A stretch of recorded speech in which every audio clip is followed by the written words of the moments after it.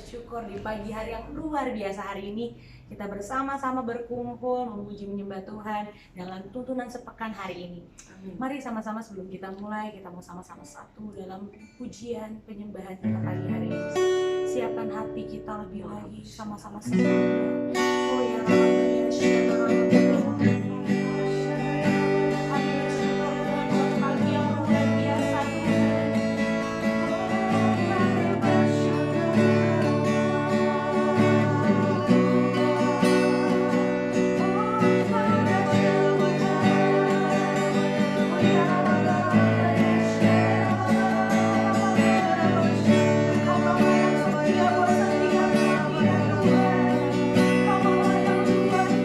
Shalom.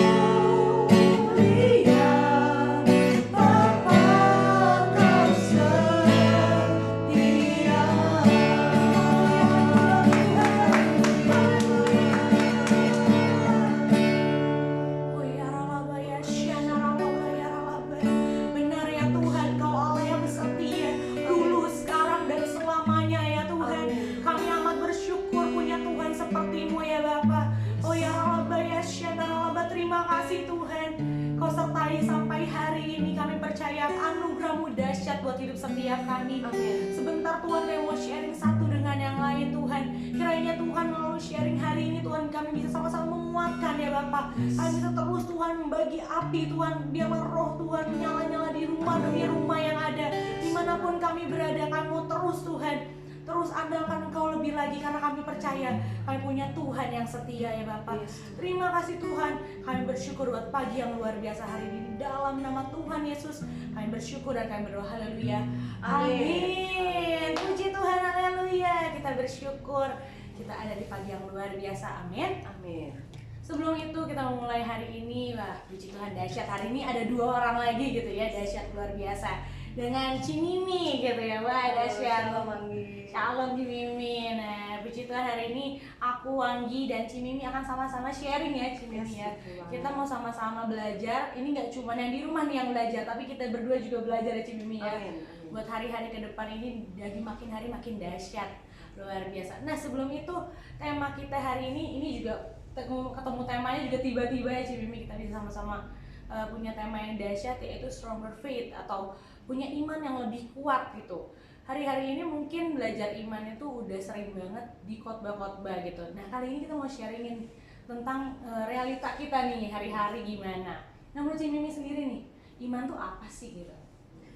Kalau kita lihat ya, kalau kita bicara tentang iman, pasti kita cuma bilang percaya. Mas, Nah, tapi sebenarnya iman itu lebih dari percaya gitu. Kalau kita punya iman, kita sudah jadi dasar ya gitu ya. Kita baca aja deh ya di Ibrani ya, biar kita nggak salah dalam mengartikan nih gitu loh. Kita dasarnya adalah ayat dari firman Tuhan. Kita baca di Ibrani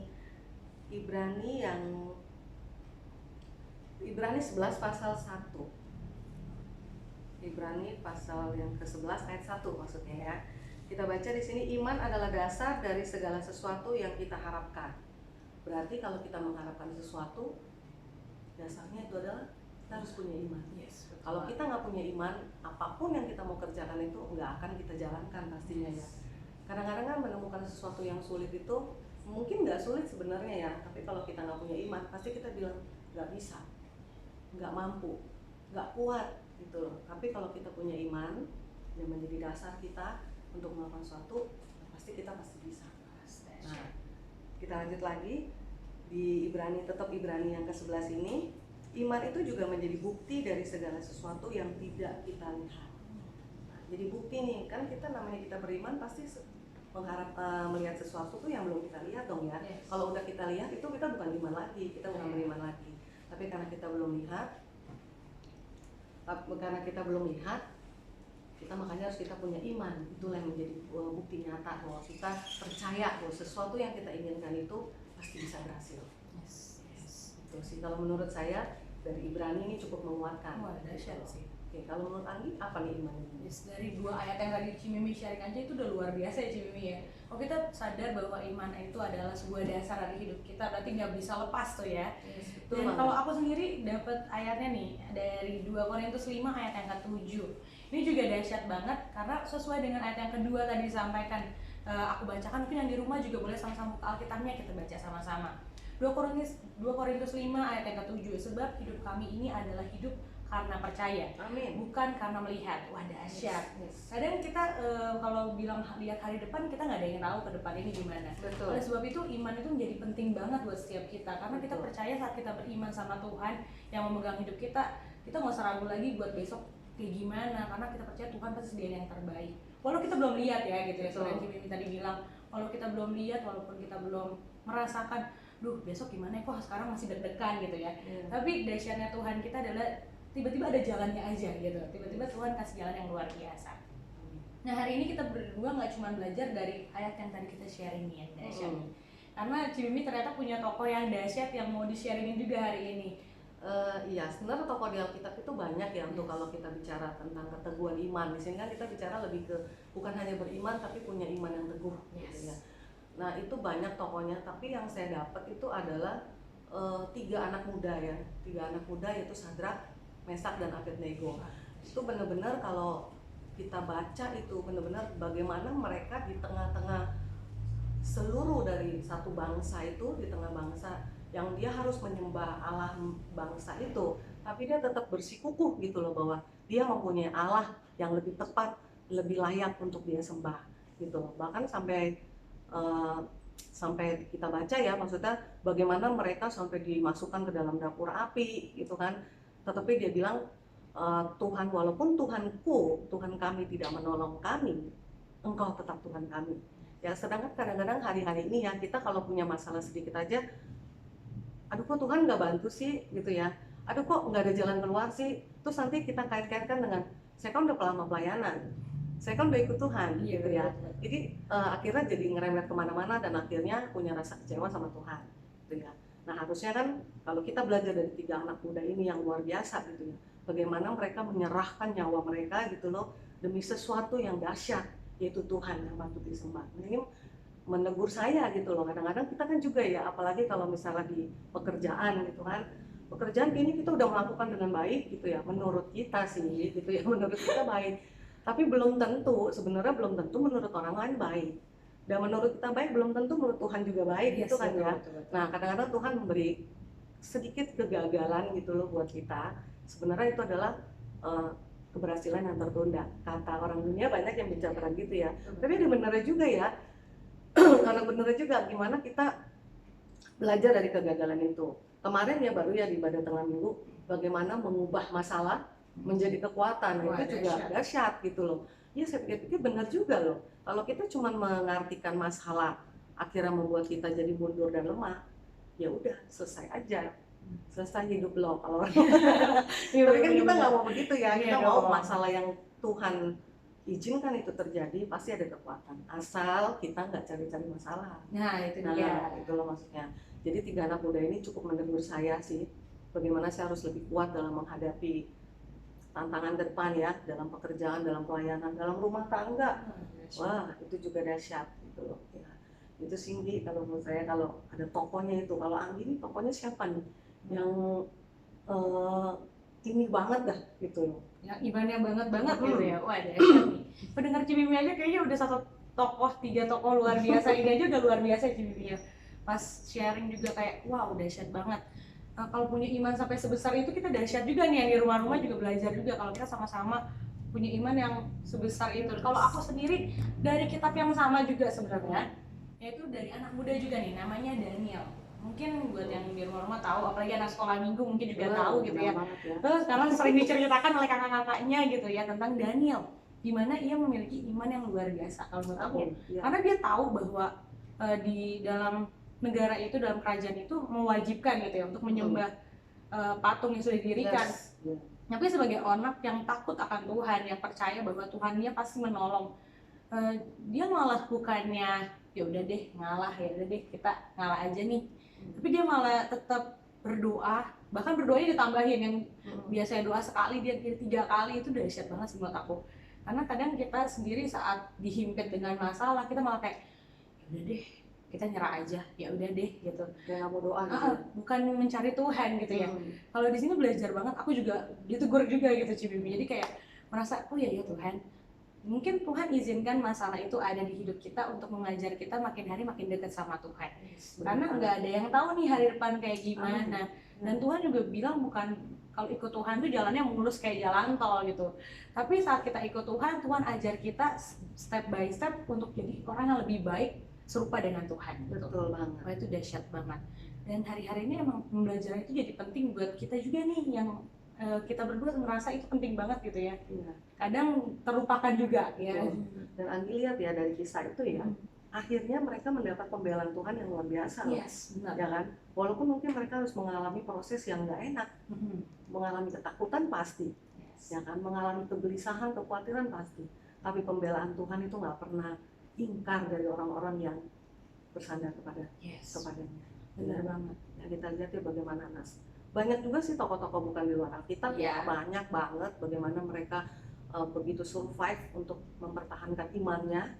Itu banyak juga, tapi banyak juga loh yang jatuh karena masalah. Itu banyak juga nih. Ya, kita harus berdoa akhir-akhir ini, terutama anak-anak muda yang itu dahsyat. Ya, anak-anak muda kita lihat sendiri bagaimana beritanya begitu luar biasa dalam pergaulan. Tapi dengan adanya GC ya, boleh ya di Anggi boleh lebih digiatkan lagi visinya, untuk kita boleh sama-sama merangkul anak muda untuk jadi generasi-generasi yang ini ya. Gitu kan. Karena hari-hari ini benar sih yang Cimi bilang, anak-anak muda itu jadi concern yang paling ini ya, karena katanya seperti yang dalam 5 Arti Pentakosta gitu, generasi RMI ini adalah generasi yang benar cinta mati-matian sama Tuhan nih, yang mau menyelesaikan amanat agung bersama-sama gitu ya. Dan itu tuh aku ngerasa luar biasa dahsyat juga. Jadi di Cool GC pun pernah ada yang sharing gitu. Dia tuh di dalam sekolahnya gitu ya, Cimi, dia ditawarin gitu, mau nggak nih ngerokok gitu, kayak ditawarin gratis kan, itu ya gratis, coba-coba anak muda biar keren gitu ya. Tapi dahsyat dia kesaksian, dia bilang aku sadar gitu bahwa akan udah pelayanan, udah cinta Tuhan, masa kayak gitu, akhirnya ditolak gitu. Dan pas kesaksian itu aku bilang, wah Tuhan Yesus dahsyat. Mungkin nggak kamu doang nih yang hari ini jadi teladan buat teman-teman kamu, mungkin lama-lama kamu bisa ajak yang lain yang udah salah bergaul gitu ya. Itu menurut aku, wah itu iman yang nyata tuh yang kayak gitu tuh. Saat banyak godaan, banyak permasalahan, tapi bisa ngomong say no kalau itu emang gak sesuai sama firman Tuhan. Itu dahsyat banget gitu. Dan hari ini juga kita mau sama-sama belajar juga gitu tentang ciri-ciri apa aja sih sebenarnya kalau kita memiliki iman yang teguh. Yes, kita punya beberapa ciri yang ciri yang pertama apa tuh Cimi? Kayaknya ciri yang pertama itu adalah yang pasti kita harus percaya dan berserah sama Tuhan. Yes, benar banget. Kalau kita mau punya dibilang orang yang beriman, masa kita nggak percaya sama Tuhan? Harus percaya, tapi harus percaya dan berserah. Gitu. Kadang-kadang kan gini ya, berserah itu bukan menyerah loh. Kadang-kadang orang ya udahlah gue pasrah aja deh, Tuhan mau bikin apa gitu kan, gue udah miskin, gue udah jelek, gue udah gitu kan ya. Tapi ternyata Tuhan itu pengen itu kita berserah, bukan menyerah. Jadi kita punya keinginan, kita percayakan sama Tuhan, dan kita serahkan hasilnya kepada Tuhan. Tapi bukan berarti kita diem-diem aja dong ya. Iman tanpa perbuatan adalah mati, gitu loh. Jadi harus itu. Nah, salah satu cirinya sih itu. Yang pertama adalah berserah nih. Oke. Berserah bukan menyerah ya. Iya, berserah. Berserah bukan menyerah. Yang kedua, hari ini kita juga mau belajar tentang gak cuma berserah sama Tuhan, tapi juga kita memiliki tidak ragu. Nah, ini tidak ragu ini dahsyat juga nih. Betul. Karena kadang awalnya percaya, di tengah jalan suka banyak badai, gelombang yang membuat kita ragu. Tuhan benar gak sih Tuhan gitu ya. Duh, kayaknya Tuhan gak beserta saya nih, kadang gitu ya, ada suka ngomong gitu. Lalu lagi ada yang gak enak pasti ngomongnya langsung, Tuhan kemana nih gitu ya. Kadang mau menyerah namanya, bukan berserah gitu ya. Betul. Dan itu tuh yang poin kedua yang harus kita miliki untuk memiliki iman yang teguh adalah jangan ragu. Pokoknya jangan ragu, percayalah Tuhan itu Tuhan yang dahsyat, yang bisa ngasih kita jalan yang terbaik gitu. Betul. Dengan prosesnya Tuhan gitu ya. Soalnya katanya benar nih, kalau kita tuh nggak boleh ragu ya. Kalau ragu itu ternyata kita sama aja menduakan Tuhan loh. Saya baca dapat di Yakobus 1 ayat 6 sampai 8. Saya boleh bacakan ya. Sama-sama ya, di Yakobus 1 ayat 6 sampai 8. Hendaklah ia memintanya dengan iman dan sama sekali jangan bimbang. Sebab orang yang bimbang sama dengan gelombang laut yang diombang-ambingkan kian kemari oleh angin. Orang yang demikian janganlah mengira bahwa ia akan menerima sesuatu dari Tuhan. Sebab orang yang mendua hati tidak akan tenang dalam hidupnya. Ternyata ragu itu mendupakan hati Tuhan loh ya. Kita meragukan Tuhan itu, Tuhan cukup berduka gitu loh. Saya bilang, oh iya ya. Kadang kita gini, saya ragu, bisa nggak ya? Tapi ternyata itu kita sudah menduakan Tuhan. Dan jangan berpikir dengan kita ragu itu kita dapat sesuatu, nggak dapat apa-apa juga. Iya sih. Orang deg-degan doang yang nggak enak ya. Orang takut gagal, tapi mendingan gagal tapi dia berusaha ya nggak sih, daripada nggak berusaha apa-apa gitu loh. Nah itu sih dahsyat sih. Itu dahsyat banget. Iya. Jadi kalau itu tuh seperti yang dialami oleh Petrus. Ya, saat di badai-badai ada Tuhan jalan, dia ngomong, wah itu hantu gitu ya. Wah itu bukan siapa itu ya, ternyata itu Tuhan. Dan Tuhan panggil. Percaya di awalnya gitu kan, bisa jalan tengah jalan pasti ada badai, angin, gelombang, lama-lama nggak percaya, akhirnya tenggelam gitu. Itu juga yang kita alamin hari-hari ini. Anak-anak Tuhan jangan sampai kita nggak percaya sama Tuhan. Rencana Tuhan tuh dahsyat luar biasa gitu buat setiap kita. Nah kali ini kita juga mau sharing nih kesaksian pribadi ya Cimi ya. Mungkin yang dialami sama Cimi, dan juga aku nanti juga sharing juga pengalaman yang pernah aku alami juga berjalan sama Tuhan tuh dahsyat luar biasa. Mungkin Cimi dulu nih. Untuk menyangkut keteguhan iman ya. kesaksian bisa dari mungkin kehidupan pernikahan saya ya. Dulu kan suami saya itu belum mau dibaptis lah gitu ya. Bahkan kami dulu menikah juga tidak secara Kristen gitu loh, tapi kami sudah diteguhkan di gereja ini ya, itu di GBA Arkadia. Dulu itu saya sempat maksudnya setelah menikah itu dia bilang kamu boleh ke gereja tapi saya nggak mau gitu loh. Kamu bebas ke gereja tapi jangan paksa saya gitu. Jadi saya cuma bilang saya nggak akan maksa Tuhan, tapi saya cuma mau berdoa biar Tuhan jamah hatinya kayak gitu loh. Maksudnya kalau saya kebaktian gitu ya, saya suka lihat tuh kan di depan nih, aduh kapan ya bisa datang duduk berdua dengan suami. Kan saya melihat maksudnya pasangan-pasangan lain seperti itu gitu ya, kapan ya Tuhan. Tapi itu tetap saya doakan terus gitu loh, sampai saya tidak memprioritaskan lagi untuk punya anak gitu loh. Sekian tahun itu saya berfokus bagaimana suami saya bisa menerima Tuhan Yesus gitu loh. Jadi kan akhirnya terus doa sampai tahun yang ke-6. Tahun yang ke-6 itu tiba-tiba pas saya pulang dari, saya lupa ya pulang dari kantor apa dari kegiatan di mana gitu, tiba-tiba suami berkata, besok saya mau ke gereja.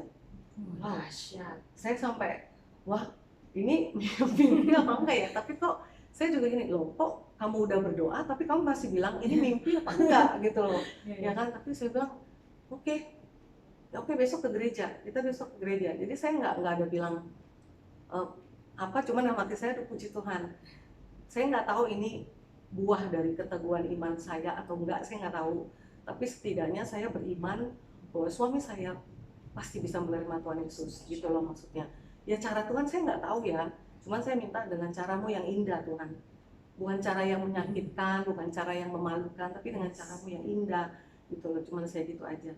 Ternyata sampai sekarang kami bisa melayani bersama-sama, itu luar biasa ya.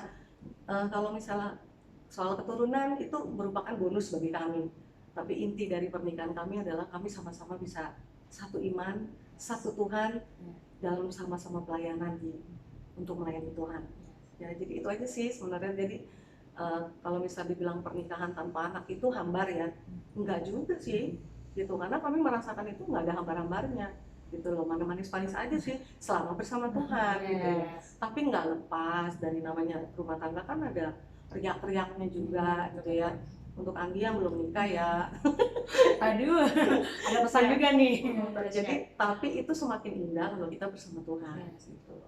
Itu aja sih ya, simple tapi mendalam buat saya. Itu juga yang membuat aku juga kesaksian yang luar biasa gitu ya Cimimi.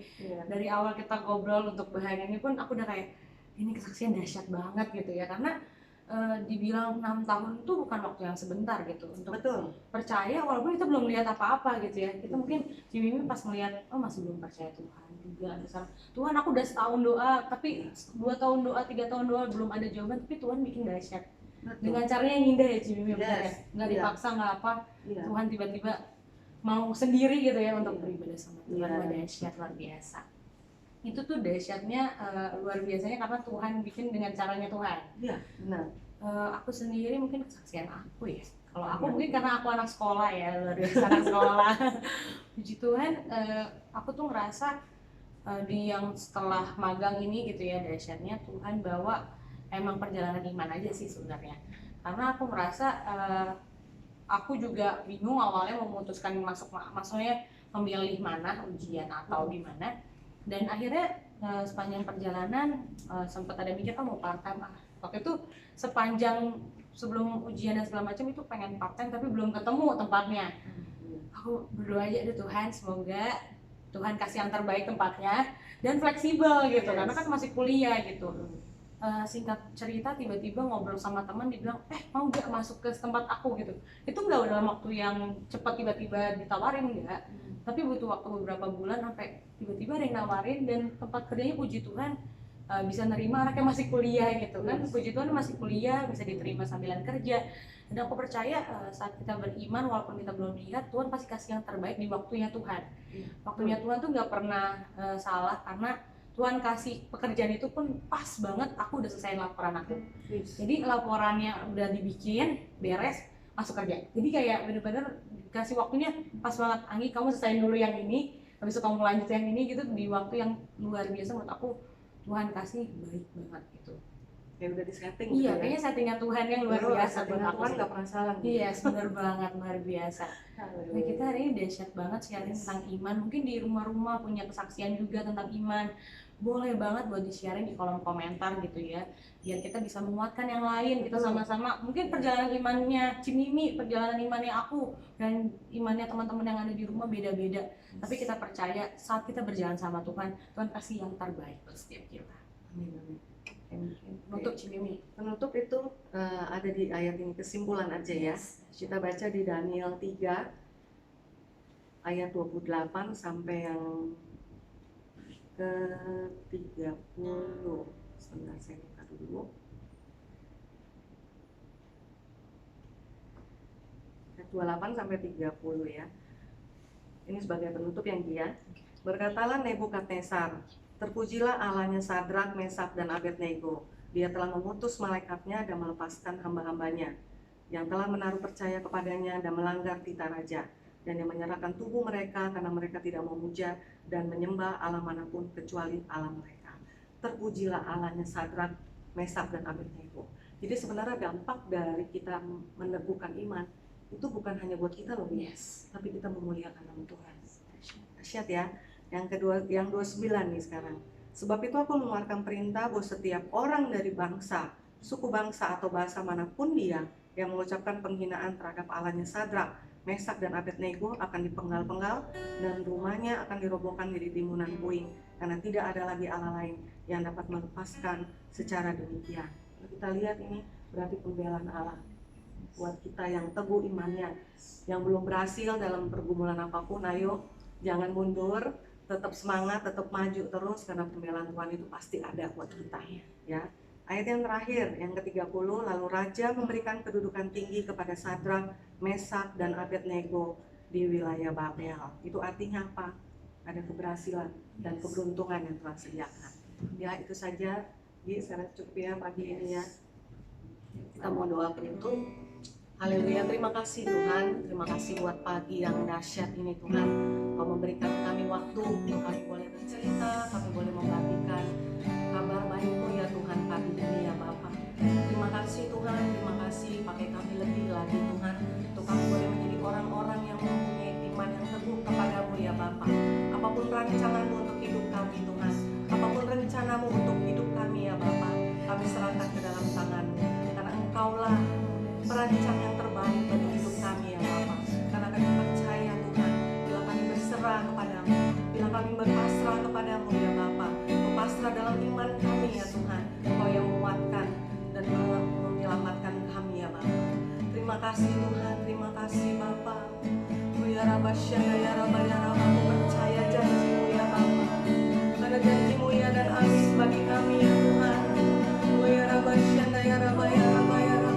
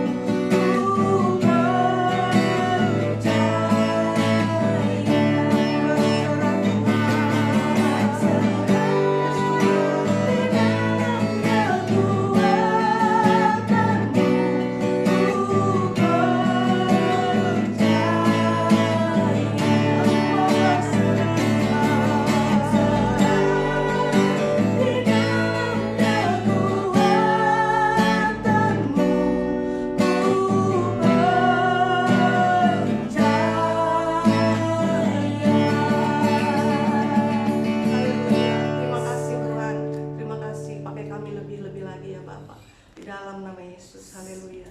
Amin. Tuhan Yesus memberkati.